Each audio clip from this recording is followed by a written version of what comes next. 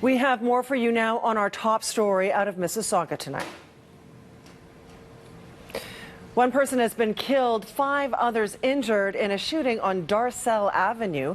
It happened around 6:30 this evening, and moments ago, Peel Police Chief Chris McCord spoke to the media. Here's what he had to say. So tonight, just around about 6:20 p.m, we're here on Darcel Avenue in Mississauga, and at that time, Peel Regional Police received a call along with other emergency services to attend this particular complex with respect to report of gunshots and persons being injured in this complex from the gunfire. When our officers arrived on the scene, they located one young person who is deceased, and we would like to extend our condolences to the family members. Our officers attended the scene, tried to provide life-saving measures to try and help the young person. Then they located other individuals. A total of 5 individuals have been taken to trauma centres around the GTA, and they're currently being treated in the trauma centres for gunshot wounds. Can you tell us the age of the victim? The age of the victim, who is deceased, is 17 years old, and it is a young man. Were any children shot? So the youngest that we have is a 13-year-old, and then we have another 16-year-old, 2 17-year-olds, and we have a lady who would be in her 50s. And the victim, is that a boy or a girl? Boy, you said? The deceased is a boy, yes.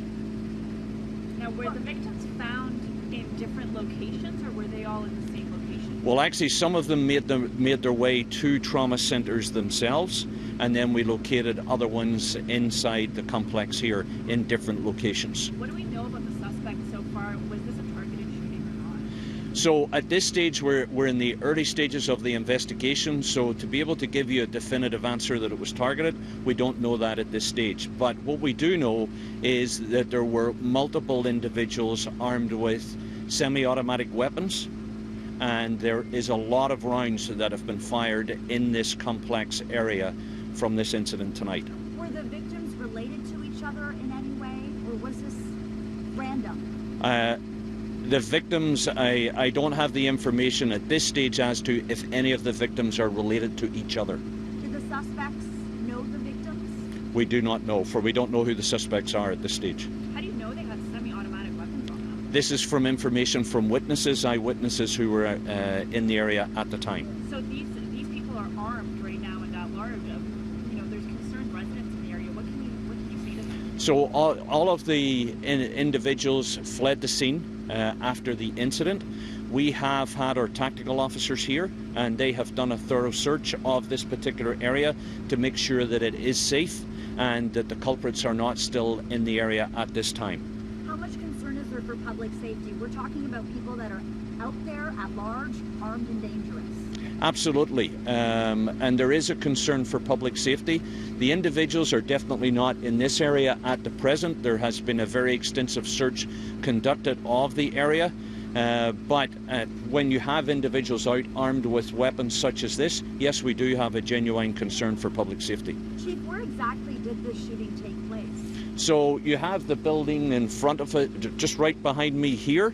There is a parkette on the other side of the building, and the shooting took place close to that parkette behind this building right behind me. Does it have anything to do with this music video that we're hearing was being shot behind the building? So at this stage, we have information that there was a music video being shot behind the building, but whether it's connected to that, I don't know at this stage. We've had an additional scene about 550 meters down the street with a vehicle that was also had bullet holes in it. Was that connected? Do you know if those shots were fired here or down the street? That's what we don't know. There is many vehicles in the scene that have bullet holes in them. So this particular vehicle here that has been stopped just down the street, it does have bullet holes in it, and at this time we're trying to establish if it was part of the individuals responsible for the incident, or was it just a vehicle that was hit as a result of the incident. Can you tell us why the crime scene is so large? You've blocked off a significant stretch here on Darcel Avenue. That's because we have a large area where we have shell casings in different parts of the scene here. So that is why it is so large. How many shell casings did you find? There is a lot. To tell you exactly the number, it's dark, so we're trying to protect the scene and do it very, very carefully. So probably to be able to establish a number for you, we won't be able to do that until daylight. I should point out there's a large group of residents here just watching. There have been a lot of people here, a lot of families, kids, watching all of this unfold. What is your message to the people that live here that are concerned tonight? Well, my main message is that if you witnessed anything tonight, please contact Peel Regional Police. You can contact our Homicide Bureau, or you can contact Crime Stoppers. At present, with the police presence in the area tonight, there is no individual still in this area that should cause the residents cause for concern for their own personal safety. Are there any fears that they may return, though? At this stage, we don't have any information to suggest that they would return to this particular area at this time. Does this appear to be gang-related in any way? At this stage, we're so early in the investigation, I can't give you the information with respect to that. You know, the shots were fired around 6:20. There might be a lot of people at home thinking, why have police not come out with any suspect information at all? Not even a description of a suspect vehicle. Yeah, so at this time, we're still interviewing individuals, we're still gathering information on this, and as soon as we get that, we will be coming out with that information and provide it to the media. Are you confident that you will have a suspect description soon? As soon as we receive information with suspect information, we will release it and allow the public an opportunity to know what that information is. Are there cameras available in the area that you guys can? Are there cameras outside the building? At the minute, there is a canvass going on to find out what cameras there are, and that is something that is routine in our investigations.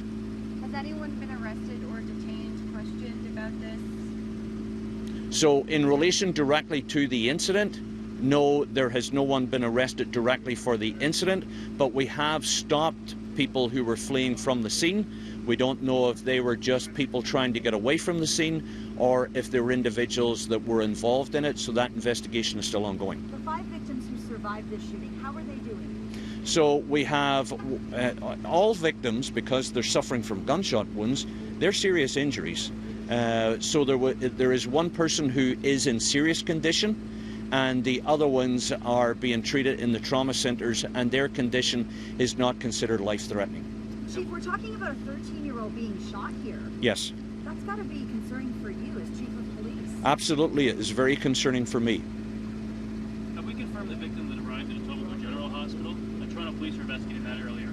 Have you confirmed if that victim is also from here yet? I don't know if that same victim is a victim from this particular location or not that you're referring to. We will, of course, continue to follow this breaking news story. For the latest updates, please visit our website, citynews.ca.